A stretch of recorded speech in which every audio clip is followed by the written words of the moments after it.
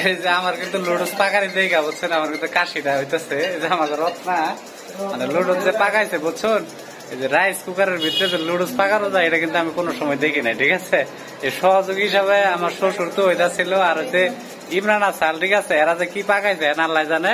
এর এটা খাওয়ান যাবো কিনা এখন না খাই এত কিছু বোঝা যাবো না, এখন একটু টেস্ট করা লাগবে আর কি।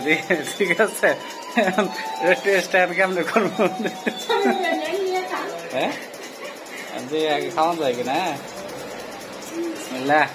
এই যে আমরা একটা চোখ না কেটে জানি। ঠিক আছে, মজা হয়েছে কিন্তু। ঠিক আছে, আমরা যত যাই না আমাকে রত্না কিন্তু পাকাইতে পারে, জব্বর পাকাইতে পারে। যদি খালি এই যে চুলাটা হইতো, হ্যাঁ,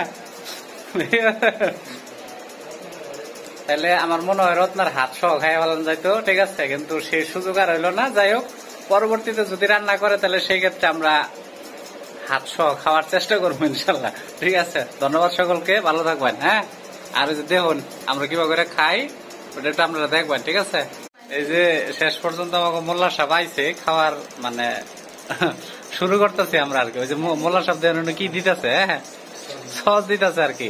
রান্না বান্না শেষে মধু মধু মধু। ঠিক আছে, এই যে আরেক এই যে আমাকে ইমরান কিভাবে করে খেতেছে, এই যে খাওয়া শুরু করছে এক খাবারে। এই যে আমার শ্বশুর এই যে ডাল চাল দিয়া একেবারে খিচুড়ি রান্না করতেছে, আর এই যে চিপটাছে, হ্যাঁ চিপটাছে। ঠিক আছে, কিবা করে চিপাইছে। ঠিক আছে, ঠিক আছে, এখন আমরা খাই একটু। ঠিক আছে, আপনারা দেবেন আর কি।